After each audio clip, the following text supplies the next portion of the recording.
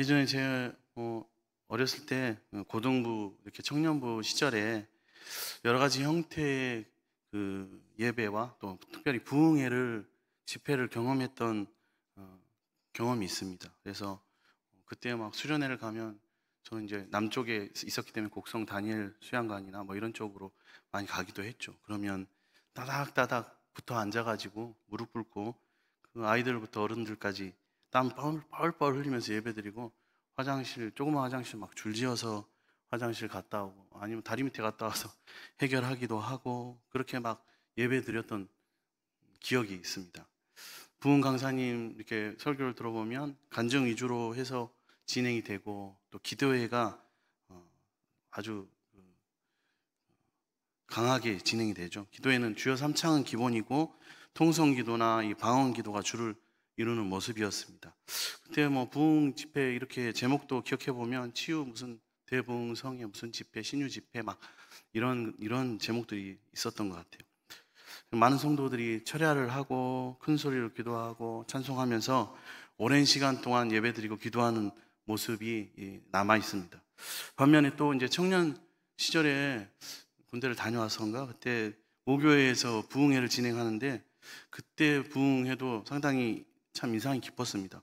왜냐하면 부흥회라면 뭐 고등부 시절이나 방금 전에 얘기했던 그런 부흥회를 저는 경험했기 때문에 또 그렇게 하겠지 이렇게 생각했는데 그 부흥 강사로 오신 목사님은 이름 성함은 잘 생각나지 않지만 그때 4일 기간 부흥회 기간 내내 모든 시간을 차분히 말씀을 강의하시고 풀어서 설교하시는 모습을 보았습니다. 그래서 겉으로 보기에는 뭐 감동적인 간증과 흥분되거나 뜨거운 어떤 방언 기도의 모습은 또 오랫동안 그렇게 기도하는 부흥회는 아니었지만 식사할 때도 쉬는 시간에도 말씀을 이야기하고 말씀의 은혜를 나누던 그 성도들이 생각이 납니다. 어떻게 같은 예수님을 믿는데 은혜 받는 것이 이렇게 집회의 성격이 다른 거죠. 다른 모습을 가지고 있을까요? 오늘날 성령에 대한 뜨거운 열망과 관심은 우리 교회 역사를 보면 최근에 뭐 100년 안의 역사지만은 그 가운데 순복음교회 역할이 있었다는 것을 또 부인할 수는 없습니다.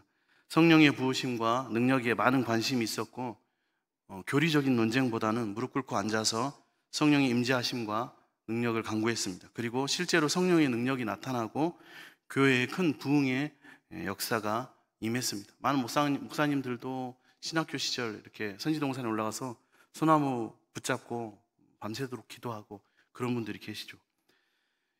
이것은 우리는 이제 전통적인 교회지 않습니까? 그래서 우리와 같은 전통적인 교회, 정통 신학을 하는 교회에 시사하는 바가 있습니다. 왜냐하면 우리는 정통 신학을 한다고 해서 때로는 이 교만한 모습을 가지고 남을 정죄하고 이럴 때가 있는데 그렇게 하기보다는 신학을 좀 모를 수 있지만 실제로 하나님 앞에 무릎 꿇고 기도하면서 성령의 능력을 간구하는 것을 하나님께서는 더 기뻐하시는 것을 알 수 있습니다. 하지만 그러나 역시 한쪽으로 치우친 신앙은 나중에 부족한 부분이 문제가 생기기 마련입니다. 우리가 알아야 할 것은 예수님에 대한 신앙, 예수 그리스도에 대한 신앙과 성령의 능력은 분리할 수 없는 하나라는 것입니다. 문제는 예수님에 대한 신앙과 성령의 능력을 우리는 따로 나눠서 생각하는 경우가 많이 있다는 것이죠. 어떤 경우에는 성령이 행하는 특별한 능력과 그리고 일반적인 은총, 2주 전에 제가 설교했었는데 그 사이에서 균형을 잡지 못하는 모습도 많이 보게 됩니다. 예를 들어서 어떤 사람 병에 걸리면 무조건 기도로 치유함을 받아야 한다고 하면서 병원에 가거나 약을 먹는 것은 믿음이 부족한 행위라고 말합니다. 감기가 걸려서 병원 가는 것도 그런 사람들은 막 부끄러워하는 거죠. 내가 믿음이 없어서 병원 가서 약을 먹어야 되나? 또 반대로 병에 걸리면 무조건 병원으로 달려가서 의사의 치료를 받아야지 기도하는 것이 그게 무슨 해결책이 될 수 있냐? 그러한 것은 신비주의자나 믿음이 지나친 자들이 하는 행동이라고 말하는 사람도 있습니다. 그러나 일반 의술이 발달하여서 많은 환자들을 치료하는 것도 성령의 은혜입니다. 물론 성령님께서는 얼마든지 기도함으로써 병을 낫게 하실 수 있습니다. 하지만 병원이나 의사의 우수를 통하여서 치료받게 하는 경우가 좀 더 많습니다. 그렇다고 해서 성령님께서 기적을 행하지 않는다는 것은 아닙니다. 우리는 두 가지 이 모든 가능성에 대해서 우리의 문을 열어놔야 합니다. 성령께서는 우리의 병든 몸을 기도로 낫게 하실 수도 있고, 또 병원에 가서 수술을 받거나 약을 먹음으로 낫게 하실 수도 있다는 것을 우리는 인정해야 합니다. 어떤 분들은 성령님께서 자기에게 직통으로 나에게 계시를 하기 때문에 성경을 읽을 필요가 없다고 말하는 사람도 있습니다. 그러나 성경은 너무나도 분명하게 이 성경 말씀 자체가 성령의 감동으로 기록되었다는 것을 증거하고 있습니다. 성령께서 성령의 감동으로 기록한 이 성경 말씀을 무시하고 내가 받은 직통 계시를 한다는 것은 이건 정상적인 믿음과 신앙이 아닙니다. 물론 때로 성령께서는 성경을 통하지 않고 능력을 나타내실 수도 있고 또 우리를 깨닫게도 하십니다.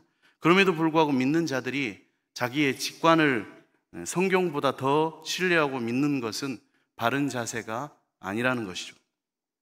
어떤 경우에는 또 성령의 은혜를 받으면 이렇게 밀면 뒤로 확 쓰러지거나 또 방언이 확 튀어나오거나 이상한 환상을 꼭 봐야만 한다고 생각하는 사람들도 있습니다. 그러나 그런 은혜를 받은 사람이 그 삶을 본다면은 윤리적이나 도덕적으로 변화되지 않는 삶을 사는 경우가 또 있습니다. 거기에 비해서 어떤 사람은 성령의 감동은 무시하면서 도덕적이고 윤리적인 생활만 철저히 하면 그것이 바로 성령이 충만한 삶을 사는 것으로 생각하기도 합니다. 이 모든 것이 한쪽으로 치우친 균형을 잃어버린 신앙이라고 할 수 있겠습니다. 우리는 지금 마지막 시대, 성령의 시대를 살아가고 있습니다. 또 오순절을 지나서 이번에도 지금 우리가 오순절 후 8번째 주간을 보내고 있습니다. 성령 시대를 살아가죠. 이런 시대를 살아가면서 우리는 질문을 해야 되겠습니다. 스스로에게 질문을 해야 합니다. 그것은 예수님과 예수 그리스도와 성령님께서 어떤 관계에 있는 것인가 라는 것을 우리는 질문해야죠. 그걸 알아가야 할 것입니다. 물론 예수님과 성령은 떼려고 해도 뗄 수 없다고 그런 관계라고 대답할 수도 있고, 또 다른 대답으로는 같은 삼위일체의 하나님이시고 같은 분이라고 대답할 수도 있을 것입니다. 그러나 실제로 우리가 신앙생활을 하는 데는 예수님과 성령님은 하나가 돼야 되는데 따로 떨어뜨리는 경우가 있다는 거죠. 예수님께서는 요한복음 15장 26절에 보면 이렇게 말씀하십니다. 내가 아버지께로부터 너희에게 보낼 보혜사 곧 아버지께로부터 나오시는 진리의 성령이 오실 때에 그가 나를 증언할 것이요 라고 말씀하셨습니다. 성령이 예수 그리스도를 증언하신다. 성령이 따로 이 세상에 오시는 것이 아니라 부활하신 예수 그리스도께서 하늘 아버지로부터 우리에게로 보내신 것이다. 이게 성령입니다. 그러나 실제로 우리가 신앙생활을 하는 데는 예수님과 성령님을 서로 뗄 수 없는 하나라는 사실을 망각할 때가 있다는 것이죠. 예를 들면 첫 번째로 우리들이 범할 수 있는, 우리 교단 안에서 신앙생활하는 성도들이 범할 수 있는 경우인데, 전통적인 교인들, 정통 신앙 가운데 있는 신앙생활하는 교인들이 신앙생활을 할 때 난 그리스도 중심의 신앙생활을 한다 이렇게 할 수 있습니다. 그런데 그 신앙이 그리스도 중심적이다라는 의미는 좋은 의미에서 그리스도 중심이 아닙니다. 원래 우리 신앙은 마땅히 예수 그리스도 중심이 되어야 합니다. 그래서 예수 그리스도의 십자가가 그 중심에, 우리의 중심에 있어야 하고 반드시 우리는 예수님의 보혈을 의지하는 생활을 해야만 합니다. 그러나 거기서 멈춰버리는 것이 문제라는 것이죠. 거기서 더 나아가지 않는 것이 문제입니다. 무슨 말입니까? 예수님이 내 죄를 대신해서 죽으셨다는 것을 믿고 고백하는 것으로 그냥 모든 것이 다 끝나버리고 그 다음부터는 그냥 교회 생활을 하고 세상에서 열심히 그냥 일하고 그렇게 성공하고 잘 먹고 잘 살면 축복받은 것이다 라고 생각하는 것이죠. 예수 그리스도의 십자가는 우리가 신앙생활하는 신앙의 아주 중요하고 위대한 출발점이지만 그것이 전부가 아닙니다. 우리는 거기서 이 성령의 시대에 날마다 성령을 의지하는 생활을 해야 하고 날마다 성령의 부으심을 하나님께 간구해야 합니다. 이게 예수 그리스도와 성령이 하나 되는 신앙, 따로 떼어지지 않은 신앙이거든요. 특별히 오랜 신앙생활을 하신 분들 중에서 성령님의 임재하심, 이렇게 내주하심을 때로는 많이 오해하는 분들이 있습니다. 우리에게 오신 성령은 한 번 오시기만 하면 절대로 우리를 이제는 떠나는 법이 없기 때문에, 한 번 믿으면 성령이 안 떠나기 때문에 그 다음부터는 성령이 나에게 오심을 위해서 기도 안 해도 된다라고 생각할 수도 있습니다. 그런 오해를 합니다. 그러나 어느 누구도 성령을 붙잡아 놓을 수가 없습니다. 성령이 우리 가운데 임재하신다, 예배 가운데 임재하신다, 내 안에 내주하신다라는 것은 우리가 죄인이고 이방인임에도 불구하고 하나님께서 성령의 은혜를 중단하시지 않고 계속 부으시겠다는 뜻이 아닙니다. 내주하신다는 것은 하나님이 우리가 죄인이고 이방인임에도 불구하고 성령의 은혜를 중단하시지 않고 계속 부어주겠다는 것이 아니라는 것입니다. 믿는 자들이 교만하고 죄에 빠져 있는데도, 하나님과 상관없는 생활을 하는데도 성령께서 늘 함께 하신다는 뜻이 아닙니다. 그래서 아무리 오랜 신앙생활을 해도 신앙이 무뎌지고 나태해지면서 성령의 능력이 빠져 있는 경우가 많습니다. 신앙의 열정이 싸늘하게 차갑게 식어버리고 그런 차가운 신앙생활을 하게 되는 것입니다. 이제는 반대로 은사를 강조하는 분들의 신앙을 볼 때 그분들의 신앙은 지나치게 성령 중심적입니다. 그들은 예수님이나 예수 그리스도의 십자가에 대해서는 잘 말하려고 하지 않습니다. 그 대신에 성령의 부으심이나 은사, 기적에 대해서 주로 생각하고 기도합니다. 실제로 성령의 충만함과 병을 치료하는 능력이 나타나게 되고 교회의 부흥이 일어납니다. 처음 교회의 모습이 그렇게 시작했으니까. 그 이유는 하나님께서는 부르짖는 자들의 기도를 들으시기 때문이고 하나님께서는 성령의 능력을 간구하는 자들에게 약속하신 성령을 부어주시기 때문입니다. 그러나 이러한 성령 중심의 신앙생활을 하는 자들은 예수 그리스도를 많이 알려고도 하지 않고 성경을 깊이 있게 연구하지도 않습니다. 오직 성령의 뜨거운 체험과 기적만을 간구할 뿐이죠. 이게 성령에 치우쳐서 예수 그리스도와 성령이 하나 되지 못한 두 번째 모습이라고 할 수 있겠습니다. 그 결과가 무엇일까요?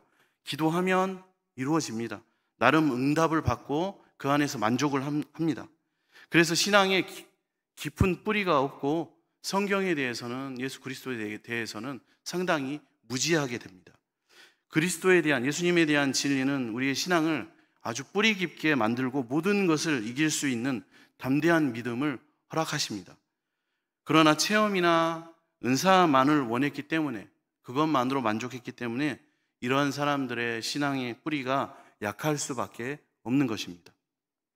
그래서 세 번째, 우리가 기억해야 할 것은 예수 그리스도와 성령님은 도저히 뗄 수 없는 하나라는 것입니다. 첫 번째 경우처럼 그리스도의 중심적으로 치우쳐서도 안 되고, 두 번째 경우처럼 성령 중심적으로 치우쳐서는 안 된다는 것이죠. 이 둘은 뗄 수 없는 하나라는 것이죠. 예수 그리스도에 대한 놀라운 진리가 선포될 때 성령이 가장 강하게 나타나십니다. 왜냐하면 성령이 오신 목적이 아까 우리가 함께 나눈 말씀처럼 그리스도로, 예수를 증거하기 위해서이기 때문입니다.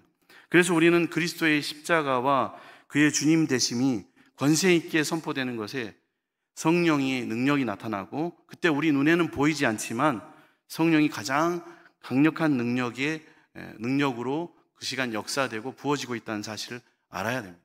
예수 그리스도가 선포될 때 성령이 가장 강하게 임하게 된다.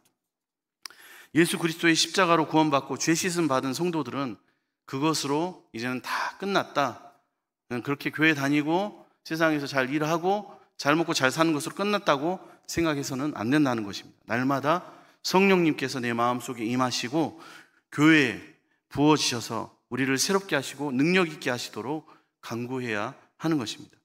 그리고 성령의 부으심을 체험하고 능력을 체험한 사람들은 자꾸 그 은혜만 구하고 더 그 은혜에 빠져들려고만 할 것이 아니라 성령의 감동으로 기록된 이 성경으로 돌아와서 성경을 깊이 있게 연구하고 또 그런 설교를 계속해서 들어야만 합니다. 그렇게 하지 않고 성령의 체험이나 기적만을 구하면 한쪽으로 치우친 신앙과 건강하지 못한 신앙으로 나아갈 수밖에 없는 것입니다. 이제 거듭남 그리고 성령의 세례에 대해서 함께 나눠보겠습니다. 그리스도인의 삶이 시작된다는 것은 영적으로 거듭나면서 그리스도인의 삶이 시작됩니다. 여기서 영적으로 거듭난다 할 때 영적으로는 눈에 보이지 않는다라는 뜻입니다. 우리가 예수님을 나의 주님, 나의 하나님으로 믿을 때 우리 속에 우리가 알지 못하는 놀라운 일이 일어나게 됩니다. 그것은 우리의 죽었던 영혼이 성령의 능력으로 살아나는 것입니다. 이것을 영적으로 거듭난다 이렇게 표현합니다. 우린 태어나면서부터 죄악 가운데 태어나기 때문에 치명적인 결핍을 안고 태어납니다. 그 결핍은 뭐냐면 바로 하나님을 전혀 알지 못하고 인식할 수 없는 상태입니다. 하나님 대하여 알 수 있고 생각할 수 있는 기능이 죽어있는 상태에서 태어난다는 것입니다. 이것이 영적으로 죽어있는 상태입니다. 하나님 말씀은 우리의 이 영적으로 죽어있는 부분을 고쳐서 치료하는 역할을 합니다. 그래서 하나님의 말씀을 듣고 믿을 때 하나님은 분명히 살아계시며 예수 그리스도가 나의 주라는 것을 확실하게 인식하고 인정하면서 고백하게 되는 것입니다. 그리고 이렇게 성령으로 거듭난 사람은 이 생각하는 것이 달라지게 됩니다. 전에는 자기 욕심을 위해서 살고 나의 생각대로만 살아왔다면 이제는 하나님과의 관계를 생각하고 하나님의 뜻을 생각하면서 살아가게 되는 것입니다. 이게 성령으로 거듭난 사람의 생각과 변화된 모습입니다. 우리는 신앙생활을 하면서 우리의 모습을 돌아볼 때, 또 섬기고 사역하면서 우리의 모습을 돌아볼 때 나의 생각만 고집하고 또 나만 맞다고 생각하지는 않는지, 그게 하나님 뜻에 맞으면 상관이 없는데 그게 하나님 뜻과는 맞는가라는 점검을 항상 해야만 하겠습니다. 성령 세례는 믿는 사람들에게 강하게 임하는 성령의 강한 체험입니다. 사도행전에 보면 이미 믿은 사람들에게도 성령께서 강하게 임재하셨고 새로운 믿는 자들에게도 강한 성령의 임재하심이 일어났습니다. 그래서 어떤 분들은 우리가 예수님을 믿을 때 이러한 체험이 나타나야 한다고 주장합니다. 일전에 청교도들은 처음 예수님을 믿을 때 내가 죄인이라는 아주 강한 깨달음과 회개의 역사가 동반되었습니다. 그래서 그들은 이런 식으로 강한 성령의 임재하심으로 내가 죄인 되었다는 것을 고백하고 회개하는 그것을 성령 세례라고 불렀습니다. 예전에 오순절교회 교인들이 예수님을 믿거나 하나님의 강한 은혜를 받을 때 방언이 터지는 일들이 일어났습니다. 그래서 어떤 사람들은 예수님을 믿을 때 성령 세례를 받아야 하고 성령 세례는 바로 방언이 터지는 것이라고 가르치기도 했습니다. 그래서 교회를 오래 다녔는데 방언을 하지 못하는 사람들이 방언을 받기 위해 여러 집회를 돌아다니는 일도 있었습니다. 사람들은 이 거듭나는 것과 방금 우리 거듭나는 것, 성령 세례를 얘기했는데 성령 세례가 같은 것인지 때로는 혼동하고 궁금해합니다. 그리고 성령 세례가 그게 바로 방언인지 아니면 성령 세례는 처음 믿을 때 한 번만 나타나고 끝나는 것인지를 궁금해합니다. 우선 우리가 거듭나는 것은 성령으로 되어지는 것이지만 성령 세례와는 다른 것입니다. 거듭남은 우리 영혼의 깊은 곳에서 우리가 잘 인식하지 못하는 가운데 하나님 말씀을 들으면 성령께서 영혼의 죽은 부분을 치유하는 것입니다. 그래서 하나님을 알게 되고 하나님 말씀을 들으면서 새로운 삶을 살게 되는 것을 말합니다. 이게 거듭남입니다. 사도행전 18장에 보면 아볼로라는 사람이 등장하는데 에베소에서 주의 도를 배워 열심히 예수에 관한 것을 가르치나 요한의 세례만 알따름이라 이렇게 이야기하고 있습니다. 아볼로의 상태가 예수 그리스도를 배워서 주의 도를 알고 잘 가르쳤는데 성령의 세례는 모르고 있다는 것을 말하고 있죠. 그러니까 거듭난다는 것과 성령의 세례라는 것은 받는다는 것은 다른 것입니다. 그러나 성령 세례는 그야말로 성령이 강하게 우리 안에 부어져서 충만해지는 체험입니다. 성령이 우리 안에 부어지는 이 체험은 그럴 때 경험하신 분들은 아시겠지만 하나님의 한량없는 은혜가 임할 때 하나님이 기쁨이 우리 가운데 가득 넘치게 됩니다. 그리고 하늘의 영광으로 가득 채워지는 것입니다. 그래서 성령 세례는 너무나도 귀한 축복입니다. 성령이 부어지는 것이죠. 성령이 그렇게 우리 마음에 부어지면 우리는 이 땅에서 살아갈 때 하나님의 영광을 충만하게 누리게 됩니다. 우리가 세상을 살아갈 때 얼마나 힘들 때가 많이 있습니까? 또 세상을 바라볼 때 얼마나 실망스러운 일들이 많이 있고 또 환멸감을 느끼는 그러한 일들이 많이 있습니까? 그러나 성령이 충만하게 임할 때, 성령 세례가 부어질 때, 성령이 부어질 때 하나님이 주시는 그 기쁨과 만족으로 이 모든 고난과 어려움들을 다 극복할 수 있게 되는 것입니다. 성령 세례는 하나님께서 우리에게, 하나님이 우리를 한번 이렇게 딱 아이를 안아주듯이 안아주는 것으로 비유되기도 합니다. 성령 세례, 성령이 부어진다. 거듭난다는 것은 하나님 말씀을 듣고 우리의 영혼이 치유돼서 새로운 삶을 살아가는 것이고, 그 위에 성령 세례가 부어질 때, 사실 이것을 굳이 나누기도 그러지만 동시에 이루어지는 것일 수도 있지만은, 제가 오늘 설교하는 부분을 다시 한번 말하지만 성령님에 대해서 100% 다 설명할 수는 없습니다. 그것을 전제를 하고 들으시기 바랍니다. 한번 안아주는 것으로 비유합니다. 성령 세례. 아버지가 아들을, 딸을 데리고 가다가 너무 사랑스러워서 번쩍 들어서 꼭 안아주는 거죠. 그런 비유를 합니다. 처음으로 성령이 우리 가운데 부어질 때, 성령 세례가 있을 때 내 속에 있는 나의 죄악에 대한 비상한 깨달음이 생기고, 그 가운데서 통회하면서 눈물을 흘리면서 회개하는 일이 일어나게 되죠. 성령이 임하면 그렇게 되니까. 성령 세례는 우리 안에 하나님의 성령이 충만하게 임재하심으로 하나님과 우리가 하나 되는 영광의 체험이라고 할 수 있습니다. 그리고 이런 체험들을 통해서 하나님께서 얼마나 나를, 또 우리 교회를 사랑하시는지, 우리 가정을, 우리 자녀들을 사랑하시는지, 내가 정말 하나님의 귀한 자녀라는 것을 우리는 체험적으로 확신할 수 있습니다. 성령 세례가 임할 때. 그래서 이런 성령의 세례는 너무나 귀한 축복이고 우리가 참으로 사모해야 할 것입니다. 그러나 이런 성령의 부으심이 단 한 번만 일어나는 것은 결코 아닙니다. 성령의 부으심은 얼마든지 반복적으로 일어날 수 있고 기회가 되는 대로 일어나는 것이 좋습니다. 그리고 온 교회에 성령이 부어지는 것, 이 축복이 임하는 것이 바로 이 교회의 큰 부흥의 체험이라고 할 수 있겠습니다.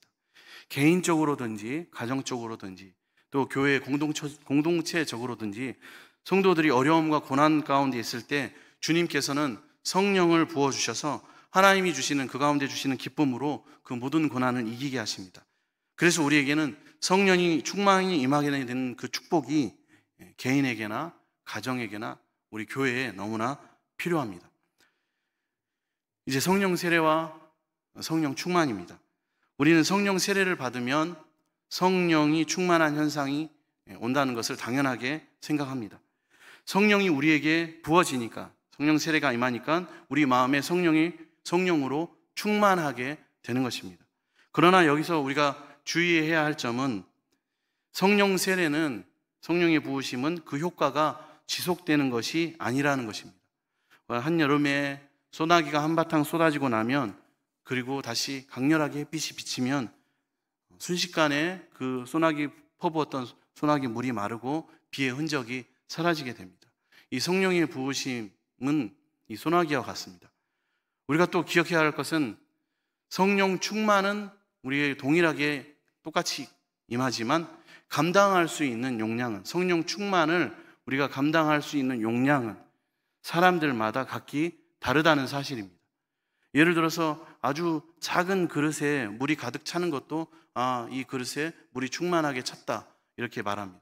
하지만 아주 큰 수영장과 같은 대형 그러한 물통이나 이러한 것에 물이 가득 차는 것도 그곳에 물이 충만해졌다 이렇게 말합니다.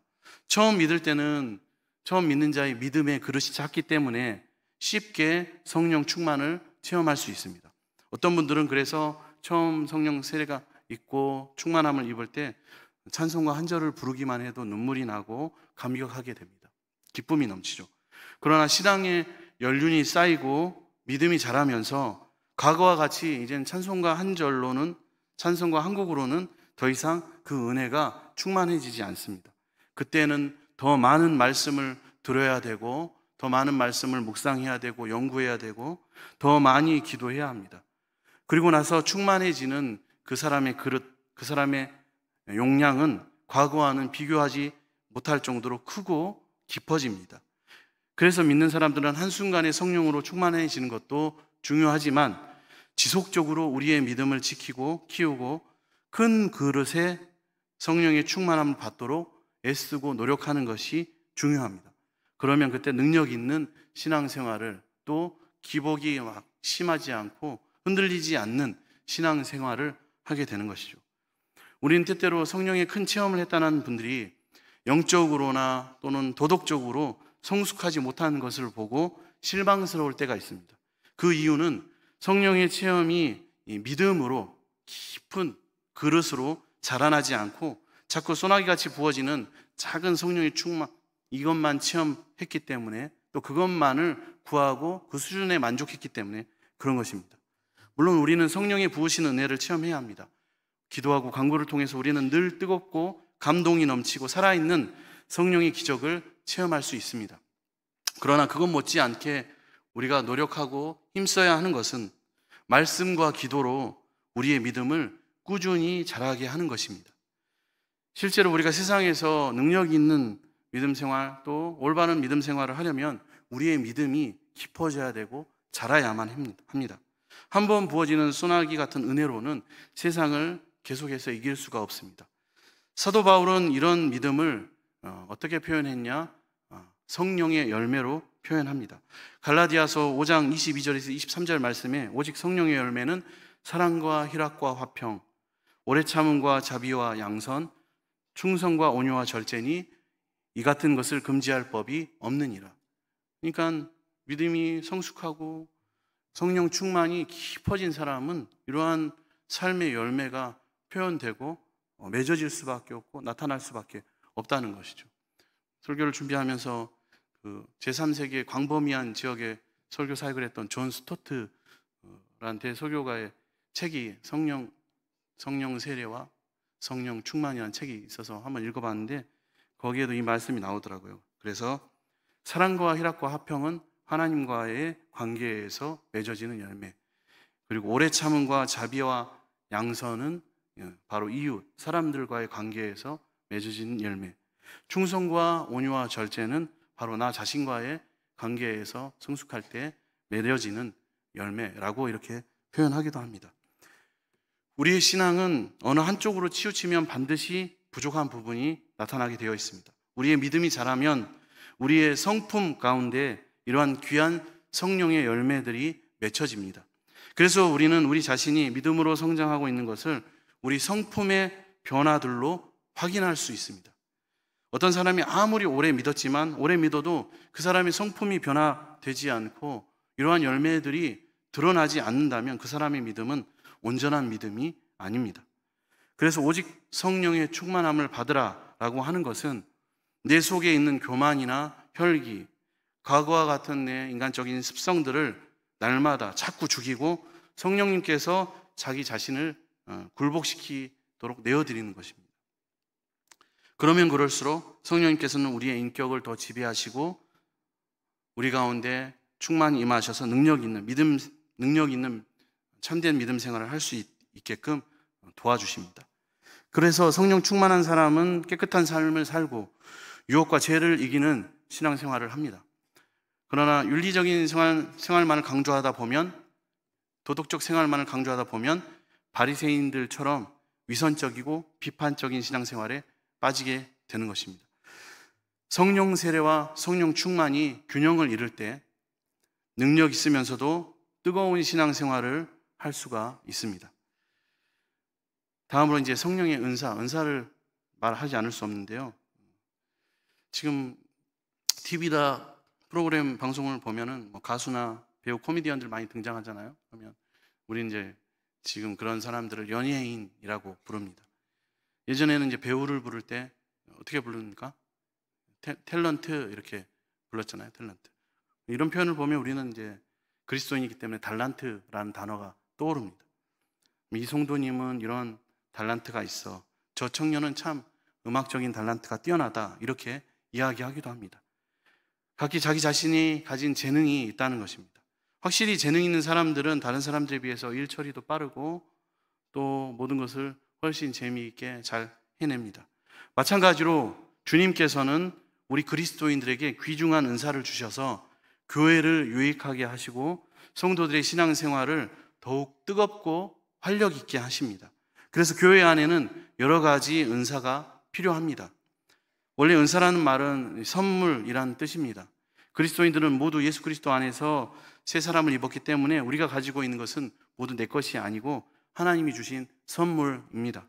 그렇기 때문에 그리스도인 중에 은사가 없는 사람은 없습니다. 이제 소위 나는 은사가 없어 이렇게 얘기한다는 것은 지금 내가 사역하고 섬길 만한 재능이 없어 이렇게 그냥 표현하는 말이기도 하죠. 하지만 성경적으로 볼 때 그리스도인 중에 은사가 없는 사람은 없습니다. 은사들 중에 성령에 의해 특별하게 주어지는 것이 있는가 하면 또 개인의 노력에 의해서 개발되는 것이 있기도 하고 또 심지어는 일반적인 것으로 바꾸어지는 것도 있습니다. 예를 들어 초대교회에는 예언의 은사라고 하는데 이 예언의 은사는 성령님께서 몇몇 사람들에게 주시는 은사였습니다.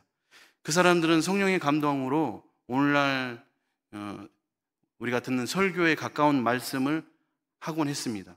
그리고 옛날에는 병을 낫게 하는 은사들도 있고 또 귀신을 쫓아내는 능력도 교회 안에 있었습니다. 이것이 성령께서 직접 주시는 은사입니다. 그런데 이제 이 설교의 은사는 예언의 은사보다는 신학교에서 신학 훈련을 받고 설교자가 되는 것으로 더 보편화된 시대입니다. 병을 고치는 은사도 병원에서 치료받는 것으로 많이 일반화되어 있는 상태죠. 또 통역의 은사도 방언의 통역보다는 외국어를 배운 사람들이 하는 외국어 통역이 대부분입니다. 찬양의 은사도 음대나 선천적으로 음악에 재능이 있는 사람들이 교회를 섬기는 경우가 많아졌습니다. 그렇다고 해서 기도로 병을 고치거나 과거와 같은 예언의 은사가 완전히 없어졌다고 말하는 것은 아닙니다. 그러나 이러한 은사들이 반드시 거듭난 사람에게만 나타나는 것이 아니라 거듭나지 않은 사람에게도 나타난다는 사실에 우리는 주의해야 합니다. 교회 안에 있다고 해서 모두가 다 거듭난 사람이 아닙니다. 그래서 진정으로 거듭나지 않은 사람 중에 여러 가지 은사의 특별한 능력을 가진 사람들이 있는데 그런 사람 잘못하면 자기의 그 은사로 표현되는 능력으로 다른 사람들은 하나님 은혜 가운데 들어가게 하고 구원받게 할 수 있지만 자기 자신은 구원받지 못할 수도 있습니다. 그래서 그리스도인들은 자신의 은사나 직분을 믿어서는 안 되고 오직 예수 그리스도의 보혈을 믿음으로 하나님 앞에서 의롭다 하심을 얻는 것이 중요하겠습니다. 서두에 말씀드린 것처럼 집회의 두 가지 형식을 본다면 찬송과 기도 중심의 은사 집회가 있고 오로지 말씀 중심, 성경 강의 중심의 집회가 있습니다. 나눠본다면 이런 서로 다른 집회의 성격에 혼동을 겪는 분들이 있는데 과연 어느 것이 성령이 역사하는 집회인 것인가 하는 것입니다. 근데 그 대답은 둘 다라고 대답할 수 있습니다. 왜냐하면 성령께서는 찬송과 기도 중심의 은사 집회에도 함께 하시고 또 말씀 중심의 전통적인 집회에도 함께 하시기 때문에 그렇습니다. 이것을 잘 이해하지 못하는 사람들은 병이 치료되고 기도를 많이 하는 집회가 진짜 성령 집회라고 말하기도 하고 또 어떤 사람은 그런 집회는 엉터리 집회고 말씀 중심의 집회만이 진짜 성령이 함께 하신 집회라고 말하기도 합니다. 그러나 성령께서는 이 모든 것을 다 주장하십니다. 예수님께서 사역하실 때, 전도 사역하실 때도 처음에는 병을 고치고 귀신을 나가게 하는 기적을 많이 행하셨습니다. 그러다가 점점 말씀 중심으로 설교 사역을 해 나가셨습니다. 예수님의 제자들과 또 사도 바울도 병자를 고치고 죽은 자를 살리기도 하고 지진이 나고 옥문이 열리고 착고가 풀려지는 기적적인 일들이 있었지만 결국 말씀과 설교 사역이 중심을 이루어가게 됩니다. 그리고 교회는 그 말씀의 반석 위에 견고히 세워집니다. 복음이 잘 받아들여지지 않는 사람이나 선교지 같은 경우에는 그 사람이나 그 선교지 사람들 민족 가운데 이 완악한 마음이 있습니다. 이것은 마치 땅이 너무나 단단해서 아무리 씨를 뿌려도 씨가 흙 속에 들어가지 못하는 것과 같습니다. 그럴 때 이러한 치유의 체험이나 은사의 체험을 하게 되면 마른 땅이 기용되는 것과 같이 말씀을 받아들일 수 있는 하나의 전환점과 계기가 됩니다. 그렇게 하나님은 살아계시는구나 하는 것을 깨닫게 되며 말씀을 이제는 받아들일 수 있는 태도를 가지게 되는 것이죠. 그리고 나서 말씀 중심의 설교로 사람들의 마음에 믿음을 가지게 하는 것입니다. 우리에게 가장 중요한 것은 어떻게 하면 성령을 받을 수 있느냐 하는 것입니다. 무엇보다 우리가 알아야 할 것은 사람은 성령을 임하시게 할 수 없다는 것입니다. 오직 십자가에 달리신 예수 그리스도만이 성령을 임하시게 할 수 있습니다. 사도행전을 보면 제자들이 안수했을 때 성령이 임하는 것 같이 보여지지만 또 임하게 했지만 그것은 사도들이 성령을 주는 것이 아니라 성령을 주시는 분은 바로 예수 그리스도이셨습니다. 그러나 우리는 이 성령이 임하도록 우리는 할 수 있는 것이 있습니다. 우리가 성령이 임하게 할 수는 없지만 예수님께서 임하게 하시지만 성령 세례를 주시지만 성령이 임하도록 우리는 기도할 수 있고 간구할 수 있습니다. 특히 주님은 우리가 성령의 강한 역사를 위하여 날마다 기도하기를 원하십니다. 누가복음 11장 13절에 너희가 악할지라도 좋은 것을 자식에게 줄 알거든 하물며 너희 하늘 아버지께서 구하는 자에게 성령을 주시지 않겠느냐 하시니라 라고 말씀하셨습니다. 교회가 오랫동안 침체되어 있을 때 하나님과 교회 사이에는 은혜를 가로막는 장애물들이 많이 있습니다.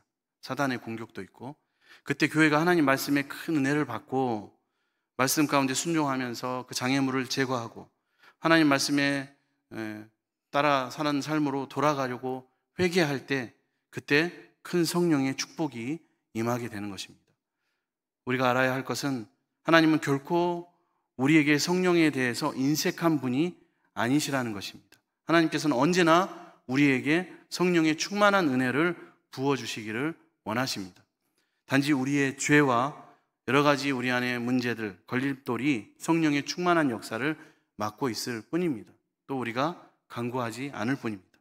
이것들을 회개하면 언제든지 성령의 축복이 흘러넘치는 우리의 믿음과 신앙, 우리의 가정, 그리고 우리 교회가 될 수 있습니다. 이런 은혜가 우리 교회에 넘치시기를 또 우리 가정에 여러분 삶의 신앙에 넘쳐나기를 함께 기도하시는, 간구하시는, 구하시는 복된 성도님들이 되시기를 축복합니다. 그래서 그 성령의 충만함으로 깊은 그릇으로 우리 교회와 함께 부흥하고 성장하는 귀한 역사를 이루어가는 저와 여러분의 삶이 되시기를 축복합니다. 기도하겠습니다. 사랑의 주님, 오늘 말씀을 통하여 성령의 거듭남과 성령 세례, 성령 충만에 대해서 함께 나누게 하시고 알게 하시니 감사를 드립니다. 죽을 수밖에 없었던 우리를 예수 그리스도의 십자가 사랑으로 구원하신 은혜에 무한 감사를 드립니다. 마지막 시대 성령 시대를 살아가며 우리의 믿음과 신앙의 성숙을 위해서 날마다 성령을 우리 가운데 부어 주시옵소서. 예배를 드리고 하나님을 찬양하며 말씀에 순종할 수 있도록 성령님 우리 안에 매 순간 임재하여 주시고 하나님의 말씀을 항상 듣고 더욱 깊이 알고 배워서 성령의 충만이 더 크고 깊게 임할 수 있는 복된 자녀가 되게 하여 주시옵소서. 그렇게 인도하실 주님 감사드리며 예수님의 이름으로 기도드립니다. 아멘.